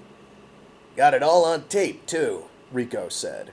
He tapped a tiny lens at his shirt front. It'll look great in your memoirs. He nodded at Crista. Good job thinking. Hell of a good job acting. He rechecked the charges in the camera at his belt and Sorry. He rechecked the charges in the camera at his belt and buffed the lapel lens with his sleeve. The lens looked like a small pin made of a glossy gray stone. "Shouldn't we get out of here?" Crista asked. "You heard what he said. The shadows..." "Are us," Rico interrupted in a whisper, "and there will be no attack. The villagers might bust loose, though. Things are pretty hot. The flying fish is down there." He pointed out the Pier 4 sign just ahead. One of the huge Cross Bay ferries had surfaced dockside, unwilling to risk explosive damage in the comparatively shallow waters of the bay. Foot passengers from all over Pandora streamed out of the rear hatch, while 2- and 3-wheeled vehicles crowded the roadway. The morning dust changed to mud under all the feet and hose water, and mud splashed up from the wheels to stain the hems of fine islander embroidery. Islanders even dressed up to go to market. About half of the crowd that elbowed back down the pier wore the plastic ID tag around their necks that marked them as Project Voidship employees. Whatever they did it for Flattery's paycheck. This was a huge village, huge enough to strain the bonds of family, and today many of the dockside vendors threw catcalls and curses after the workers from the shuttle launch site. The pier itself was a bridge between 2 subway mouths, one from the village to the pier and another that loaded onto the submarine ferry. Vendors crowded the station entrances, selling tubes of suntan lotion, sodas, dried fruits. Here the smell of charcoal and the spatter of grilled fish were drowned out in the babble of the crowds. Suddenly, one of Rico's greatest fears was made real. An islander refuge carrying a placard and wet to the skin from fire hosing. rushed down the crowded pier and attacked one of the commuters. Did I say refuge or refugee? Suddenly, I'm going to take the paragraph from the top because I feel like I might be going crazy. Ooh, it has started raining. I might have to close my window. We'll see. Suddenly, one of Rico's greatest fears was made real. An islander refugee, carrying a placard and wet to the skin from a fire hosing, rushed down the crowded pier and attacked one of the commuters. They both fell in a tumble, and, out of reflex as much as anger, the knot of commuters began kicking at him. Several dozen refugees tried in their weak way to free him, then to fight back, but within a matter of blinks they were all set upon and beaten. Rico and Ben closed tight on Crista Galli, and Rico looked for a way down the pier. Screams of anger turned to grunts of pain all around them. Bodies splashed into the bay, and the hot morning was filled with curses and the wet red smack of fists on skin. Crista kept her arms folded in front of her and her hands in her sleeves, like many of the old islander women. She seemed locked in position with her hand out, like a figure from a Watts game of freeze tag.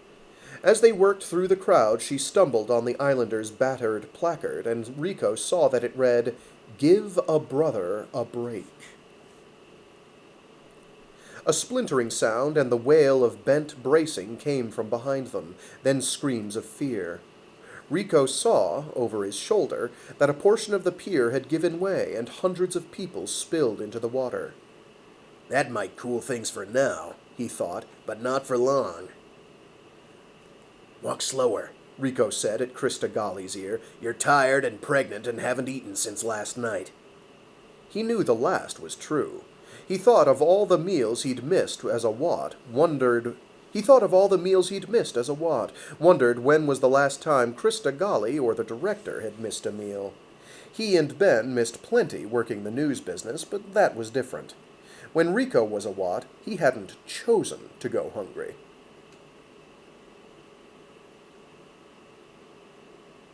He scanned the beach where it broke out from the islanders' settlement on the coast and flattened to a grassy plateau at the village perimeter. Security gathered there in their black personnel carriers, waiting for the crowd to tire before it was their turn to work them over. A bloody frenzy this close to the perimeter, and relatively open to beach and bay, might bring in dashers. The sight of a hunt of dashers would disperse the crowd, then security could take down the dashers and hardly wrinkle a crease in their fatigues. Rico's visual and electronic sweep of the area detected no signs of security on the pier itself. He had nothing that would detect the high-power listening devices that the director favored lately. Crista stared straight ahead as they walked, eyes widely dilated, and Ben took her elbow.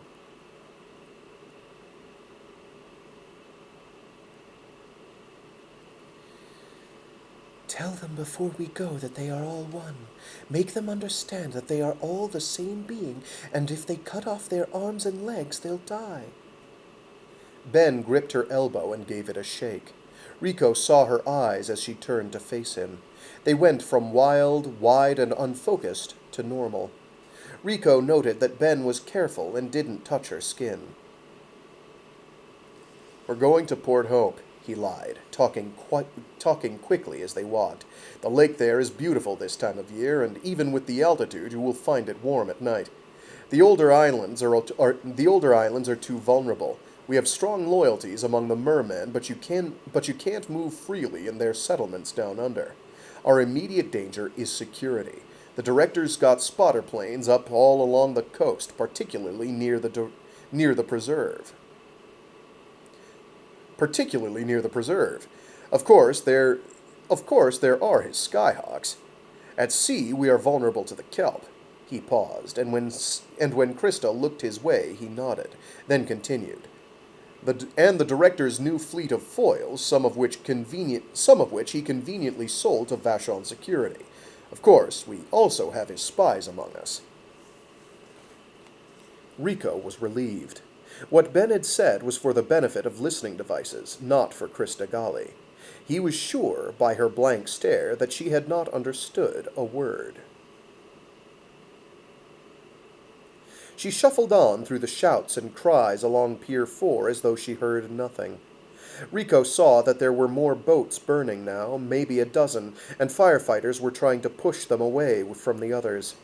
One of the Vashon security forces' power foils steamed full tilt toward the blaze from the preserve side of the water. The flying fish, Holovision's private foil, was within sight at the end of the slip. Rico felt the tease of adrenaline in his belly. He hoped that operations had briefed Elvira, the pilot of Flying Fish. She didn't much care for sudden changes of plans, and she really didn't like encounters with Vashon security. Elvira was the toughest pilot that Holovision had ever hired. No one inconvenienced Elvira. To Rico's knowledge, she had no politics, no hobbies, no friends, and no religious convictions whatsoever. Her sole passion was to pilot the hottest hydrogen ram foil in the world as often and as fast as possible. In surface mode, she was highly competent. In undersea mode or flight, she had no equal in the world. She had flown Ben and Rico in and out of more hot assignments than he could count. This would undoubtedly be the hottest. Ben caught Rico's gaze and raised a quizzical eyebrow, nodding toward the girl.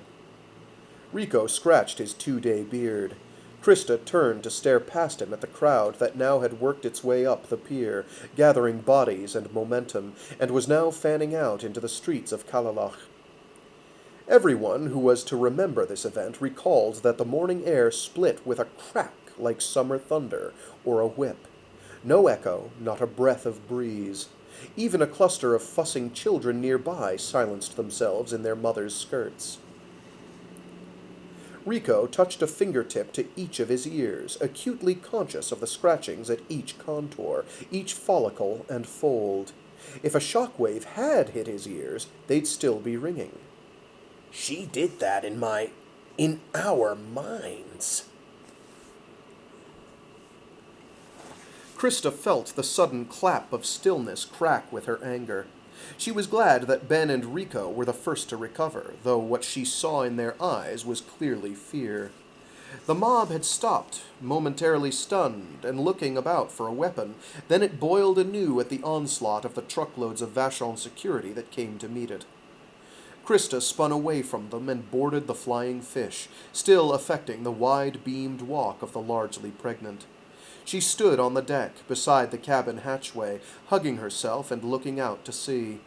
The children started fussing again. Stunned villagers rubbed their ears and began to move. Rico noticed that the boat fires had spread to the pier itself and some of the shops. Both ferries at the slip had submerged, empty for safety. Rico approached Crista at the rail while Ben cast off the lines.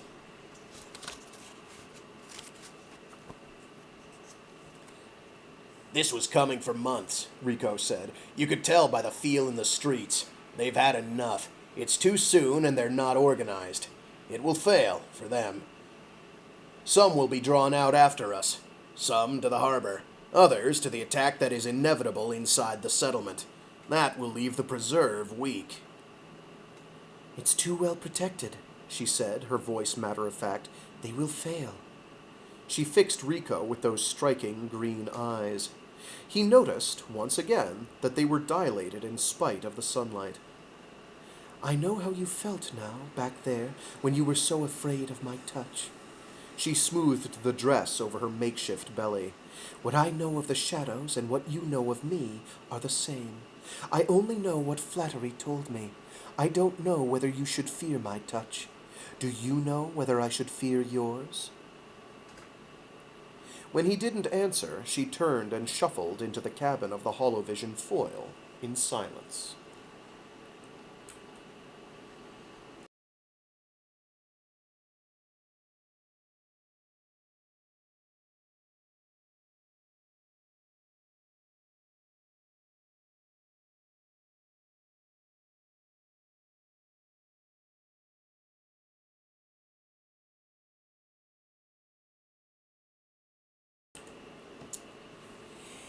Evil is in the eye of the beholder. Spider Nevi, special assistant to the director.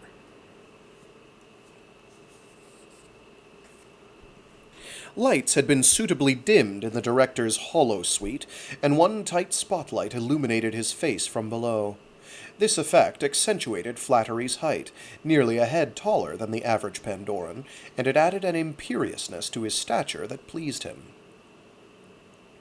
An empty holocassette teetered across the red armrest of his favorite recliner. One fluorescent orange sticker on the cassette read, "For Eyes Only," and under that was handwritten, TD-S Nevi Only. Under that was stamped in black, Extreme Penalty. Flattery smiled at the euphemism. At his direction, all those who violated the Extreme Penalty sanction became the homework of Spider Nevi's apprentice interrogators. Messy business, security. Mr. Nevi, he acknowledged, with a nod. Mr. Director. As usual, Spider Nevi's face was unreadable, even to Flattery's expert training as a chaplain psychiatrist. Nevi had been prompt, unhurried, arriving in a snappy gray cut of a merman lounging suit right at the first blood of dawn. Zentz hasn't found them, Flattery said. His voice was clipped, betraying more anger than he wished. It was Zentz who lost them, Nevi countered. Flattery grunted. He hadn't needed the reminder, especially from Nevi. You find them, he said, and jabbed a finger at the air between them. Bring back the girl, wring what you can from the others. Save Ozette for a special occasion. He's at the bottom of this shadow box, and they've got to be shut down. Now. Nevi nodded, and the agreement was struck. Bounty would be worked out later, as usual. Nevi's terms were always reasonable, even on difficult matters, because he liked his work. His was the kind of work that might go unpracticed if it weren't for the director. Every art has its canvas, Flattery thought. The airstrip is secure, Nevi said. There were preparations for them there, including a half-dozen collaborators, so we have cut them off. Solid intelligence. Zent's men are turning the usual screws in the village. They will be forced to move the girls soon. Overland is out. That would be insane. It would have to be by water and under diversion to get out of here. My guess would be Victoria. It would pay to wait and make as big a sweep as possible, don't you think? You have the docks under watch. Of course. The Holovision foil is bugged, a precaution. Your sensor system is now keyed into it. Nevi glanced at the clock on Flattery's console. You should be able to tune them in just about any time. Flattery shifted slightly in his command couch, betraying his uneasiness at this loss of control. Nevi was second-guessing his moves, and he did not like it. Well, Flattery said, splitting his face with a smile, this is magnificent. We will have them all, and you will be rewarded for this. Zentz grumbles that you steal away his best men, but, damn it, you get the job done. He slapped his palm on the tabletop and held the smile. Spider Nevi's expression did not change, and he said nothing. His only response was the barest perceptible nod of his horrible head. The shape of it was more or less normal, except for the mucus slit where the nose should be. Nevi's dark skin was shot through with a glowing webwork of red veins. His dark eyes glittered, missed nothing. What do you want done with the Tatoosh woman? Flattery felt his smile droop, and he tried to pick it up a bit. Beatriz Tatoosh is very helpful to us, Flattery said. She has a passion for the Void Ship project that we could not buy. He raised his hand to stop Nevi's interruption. I know what you're thinking. That little tryst between her and Ozette. That's been over for over a year. It wasn't a little tryst, Nevi interrupted. It lasted years. They were wounded together at the Miners' Rebellion 2 years ago. I know women, Flattery hissed, and she will hate him for this. Running away with a younger woman, sabotaging Holovision and the Void ship. Didn't she do the broadcast as written last night? A nod from Nevi, and silence. She knows as well as we do that mentioning Ozette as party to this abduction would lend it a popularity and a credence that we cannot afford. It is over between them, and as soon as he's back in our hands, everything will be over for Ben Ozette. The Tatoosh woman will be aboard the orbital assembly station this afternoon, and out of our hair. At Nevi's continued silence, Flattery rubbed his hands together briskly. Now, he said, let me show you how I've kept the Kelp pruned back for the last couple of years. You know how the people resist this. It always takes a disaster to get them to go along with it.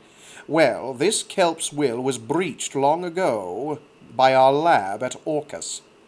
Too complex to explain, but suffice it to say, it is not merely a matter of mechanical control, diverting currents and the like.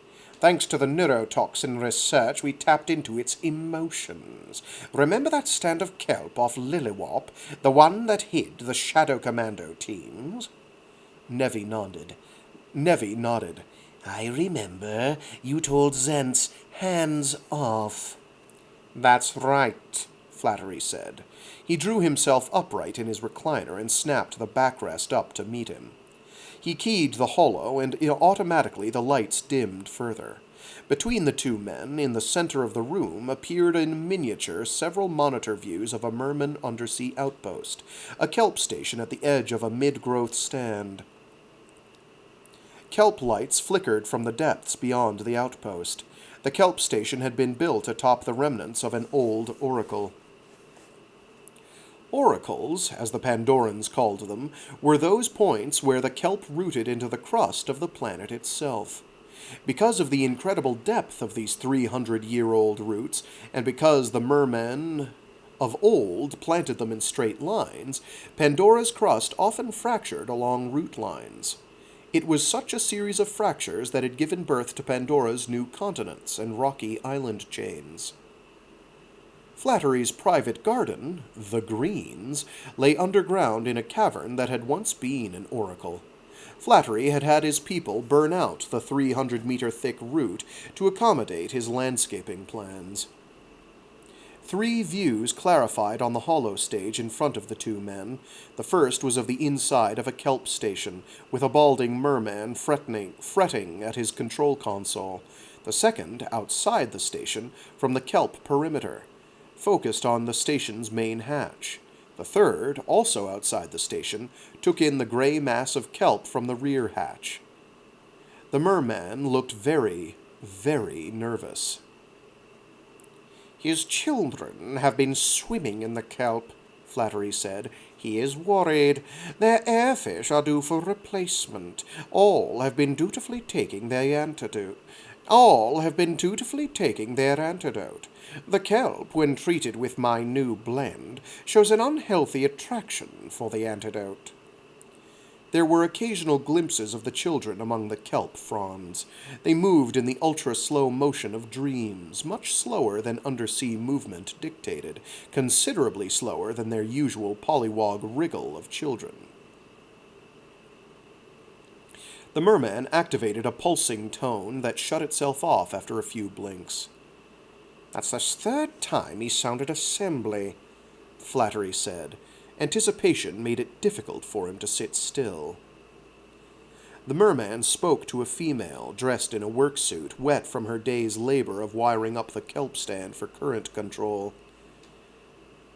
Lina, he said, I can't get them out of the Kelp. Those airfish will be dry. What's happening out there? She was thin and pale, much like her husband, but she appeared dreamy-eyed and unfocused. Most of those who worked the outposts did not wear their dive suits inside their living quarters. She worked on the fringes of what the mermen called the blue sector. Maybe it's the touch of it, she murmured. The touch. Special. You don't work in it. You don't know. Not slick and cold like before. Now the Kelp feels like, well, She hesitated, and even on the hollow, Flattery could detect a blush. Like what? The merman asked.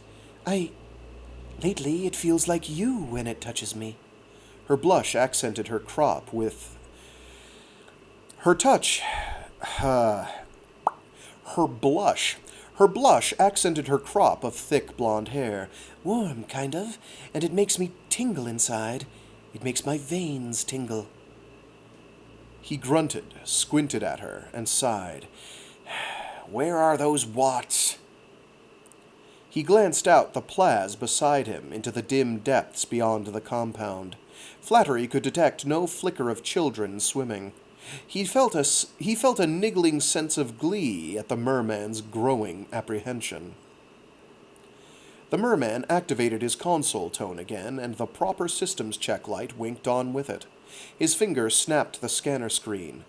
They were just there, the man blurted. This is crazy. I'm going code red. He unlocked the one button on the console that Flattery knew no outpost wanted to press. Code red. That would notify current control in the orbiter overhead, and communications central at the nearest merman base that the entire compound was in imminent danger. You see, Flattery said, he's getting the idea. I'm going out there, the man announced to his wife. You stay put. Do you understand? No answer. She sat, still dreamy-eyed, watching the 50-meter-long fronds of blue kelp that reached her way from the perimeter. The merman scooped an airfish out of the locker beside the hatch and buckled on a tool belt. He grabbed up a long-handled laser pruner and a set of charges. As if on second thought, he picked up the whole basket of airfish, the merman's symbiotic gills that filtered oxygen from the sea directly into the bloodstream. Ghastly things, Flattery thought with a shudder. Unconsciously, he rubbed his neck where they were customarily attached. Once outside, the merman's handlight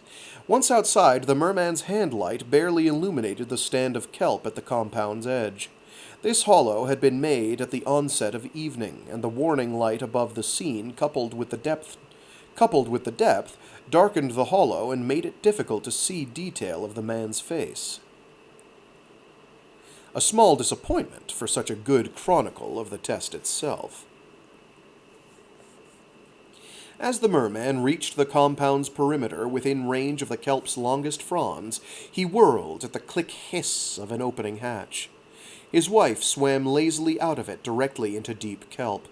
The atmosphere from their station bubbled toward the surface in a rush. He must have realized then that everything was lost as he watched the sea rush into their quarters through the undogged hatch. All sensors went blank. Flattery switched off the hollow and turned up the lights. Nevi sat unmoved with the same unreadable expression on his horrible face. So the kelp lured them and ate them? Nevi asked. Exactly. On command? On command.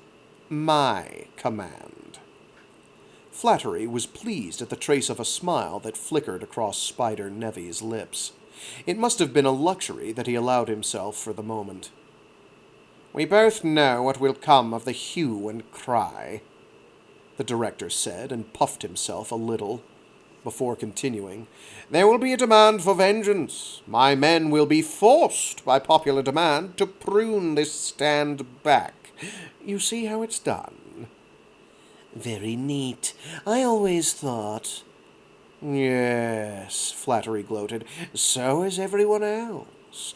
The kelp has been a very sensitive subject, as you know. Religious overtones and whatnot. Another dismissive wave of the hand. Flattery couldn't stop bragging. I had to accomplish two things. I had to get control of current control, and I had to find the point at which the kelp became sentient. Not necessarily smart, just sentient. By the time it sends off those damned gas bags, it's too late. The only solution there is to stump the lot. We lost a good kelpways for a lot of years that way. So what's the key? The lights, Flattery said.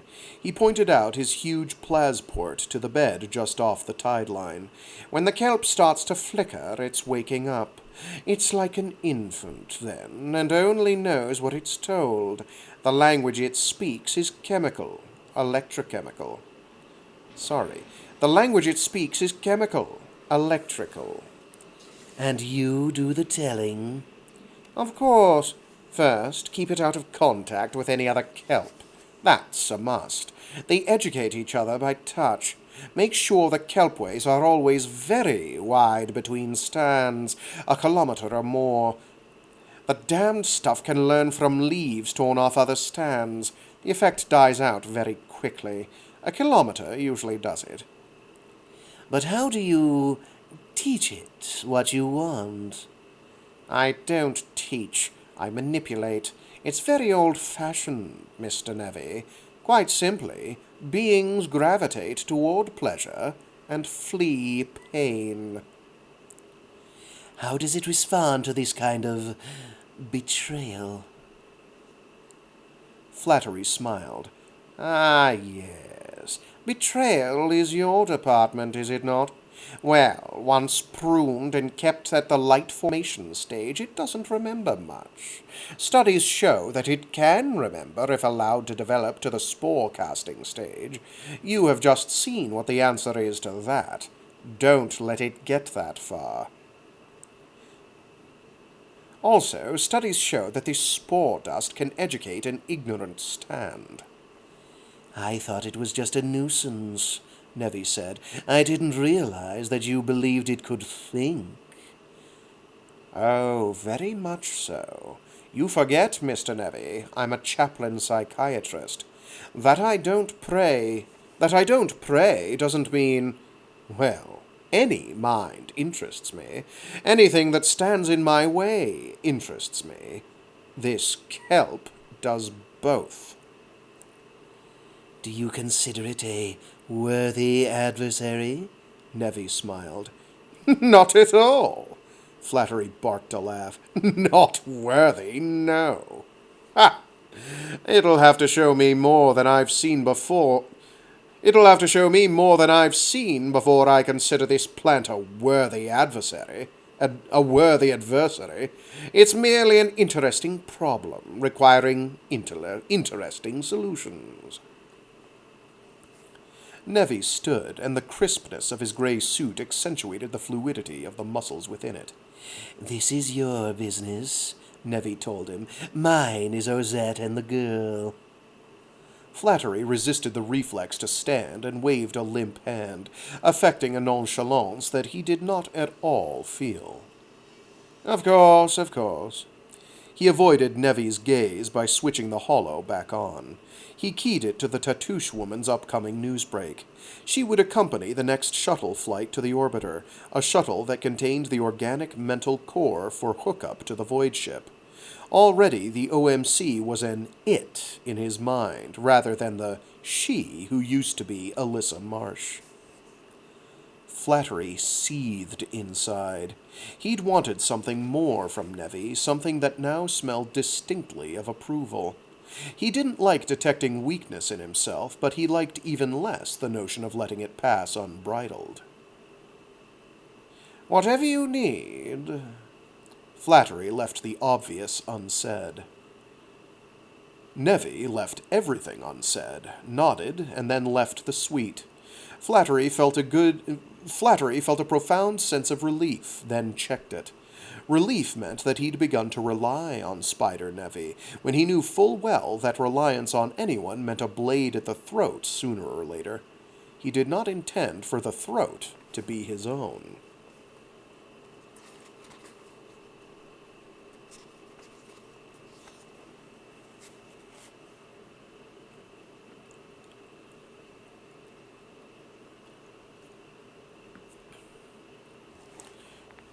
And out of the ground made to grow every tree that is pleasant to the sight, and good for food, the tree of life also in the midst of the garden, and the tree of knowledge of good and evil. Christian Book of the Dead. A trail left the beach about a kilometer beyond the limits of the preserve. It was a Zavatan trail, used by the faithful to transport their gleanings of the kelp from the beach to their warrens in the high reaches. Because it was a Zavatan trail, it was well kept and reasonably safe. Its rest spots were ample and afforded a sweeping vista of Flattery's huge preserve. The jumbled, jerry-rigged tenements of Kalalach sprawled from the down-coast side of the preserve, covered today by a cloak of black smoke. Maze-like channels of aquafarms and jetties branched both up and down coast into the horizon. Distant screams and explosions echoed from the panorama below up the winding trail. Two Zavatan monks stopped to study the clamor rising from the settlement a few clicks away. One man was tall, lanky, with very long arms. The other was small even for a Pandoran, and moved in a scuttle that kept him tucked inside the larger man's shadow. Both were dressed in the loose, pajama-like gi of the Highlighter Lodge, durable cotton, dusky orange that represented the color of highlighters, their spirit guides. A gith of highlighters blazed overhead, drawn to the scene by their attraction for fire, lightning, and the arc of laser guns from building to building. The highlighters dragged their ballast rocks from long tentacles and circled widely, audibly valving off hydrogen and snapping their great sails in the wind. Should they contact fire or spark, the highlighters would explode, scattering their fine blue spore dust, which the monks gathered for their most private rituals. Many of the monks had not left the high reaches, except to walk this trail for 10 years. "It is a shame they don't understand," the younger monk mused. "If we could only teach them the letting go."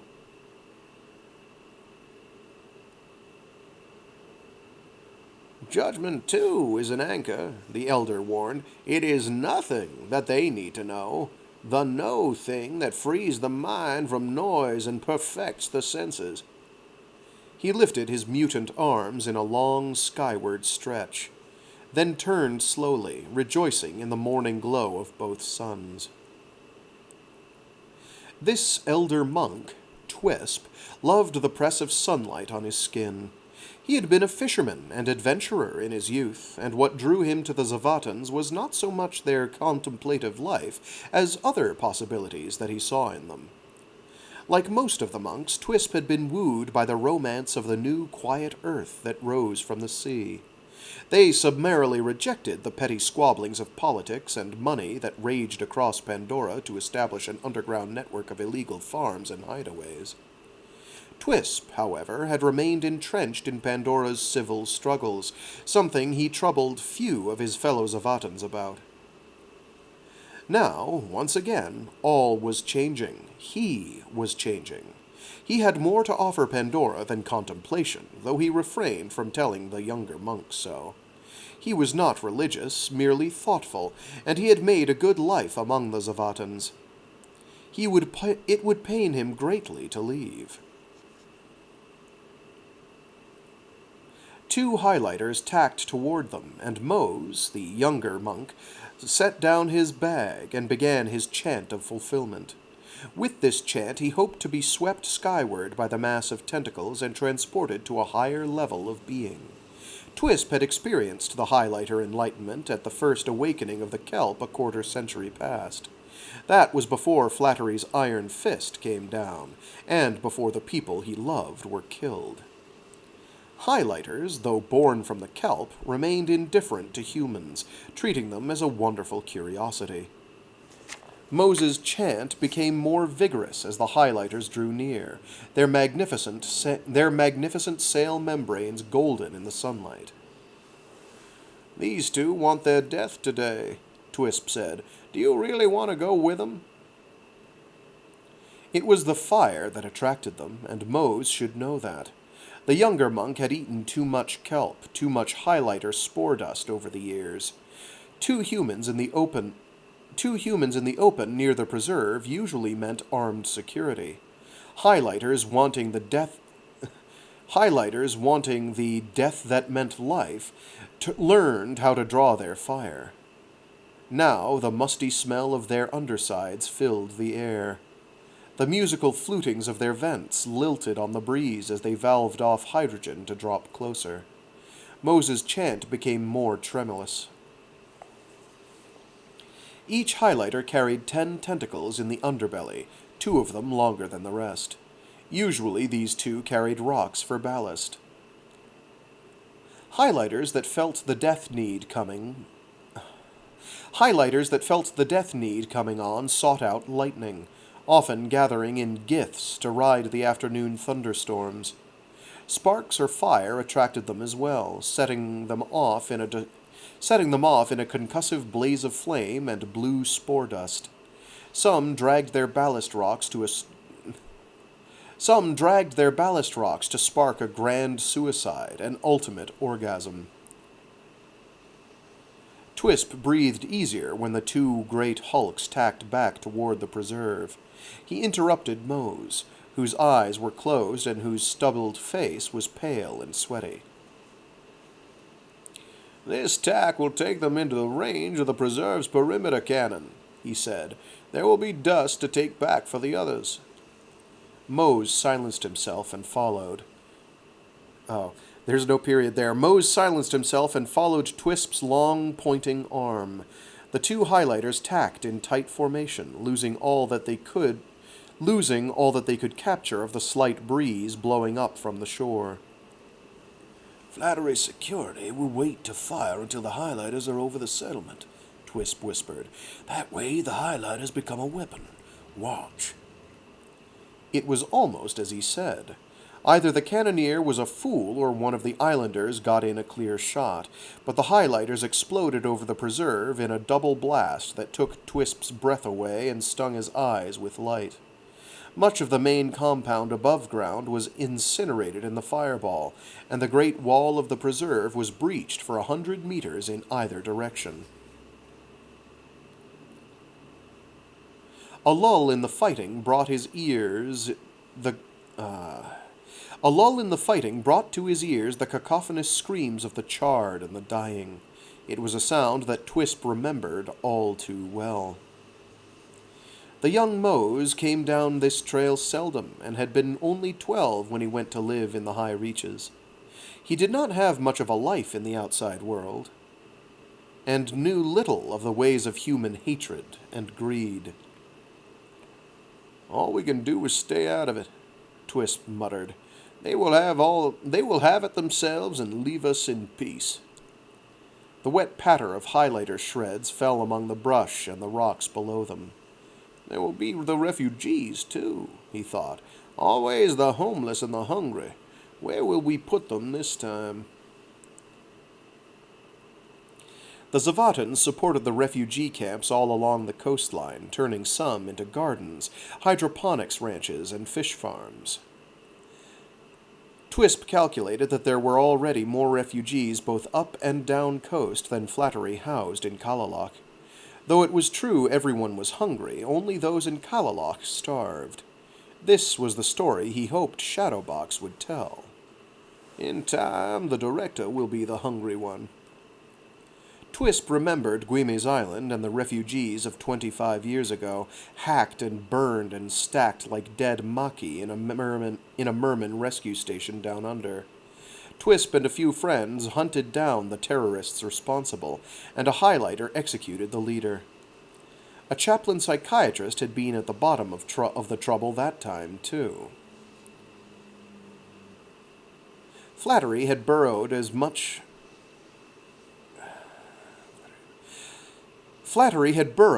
of his compound below the rock as above it, and Twisp knew of bolt holes that led to escape routes along the shore. Flattery wouldn't need them this time. The older monk had seen fighting before, and knew Flattery's strategy. Lure as many of the rebels inside as possible, then kill them all. Let them think, for a time, that they might win. Blame it on the shadows. The rest, who lost everything but their lives, would not rise so easily to anger again. Mose pulled at his garment, straightening the folds. He faced away from the horror show. His eyes did not meet Twisp's, but focused in the middle distance beyond the trail. His were eyes sunken deeply for one so young, for one dwelling among the untroubled. He was attempting inner peace at breakneck speed. He shaved his head daily, customary these days with younger Zavatan monks and many nuns. Many ragged scars crisscrossed his scalp from his reconstruction surgery. Twisp was one of a handful of exceptions. His full head of long, graying hair was tied into a single braid at the back, mimicking the family style of an old friend long dead. His friend, Shadow Peniel, was said to have been of the bloodlines that led to Crista Galli. We should get the others, Mose said. We'll need laser guns if we're going dust gathering in the valley. Twisp shaded his eyes and surveyed the scene below, a blur that must be villagers spilled into the preserve's compound. Running the other way, like fish fighting their way upstream, Flattery's precious cattle from the preserve stampeded out the breached wall and into the unprotected valley. Security had kept the demon population at a minimum near the preserve, but with the scent of blood thick on the air and cattle milling about loose, dashers were sure to follow. Things were going to get nasty enough without a new hunt of hooded dashers slinking about. He grunted himself out of reverie. "Spore dust goes bad," Twisp said. If we're going to bring any back, we'll have to do it now."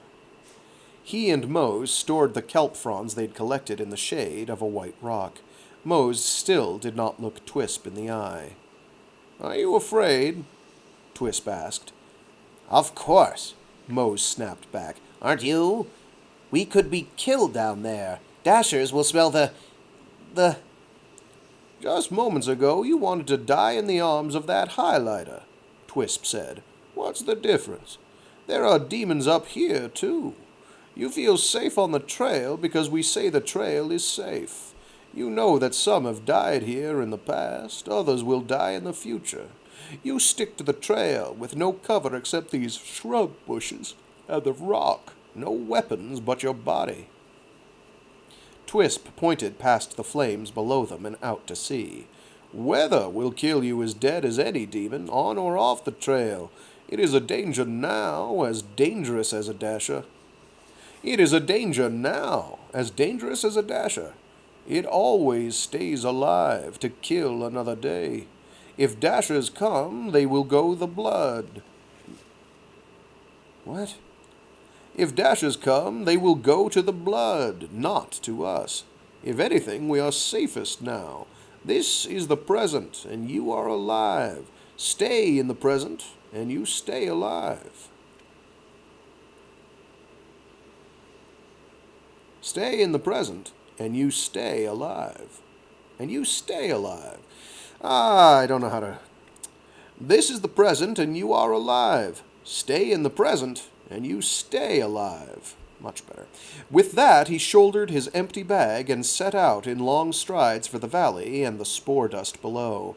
Mose stumbled along behind him, his nervous eyes too busy hunting fears to watch the trail. And that is where I will call it for the week.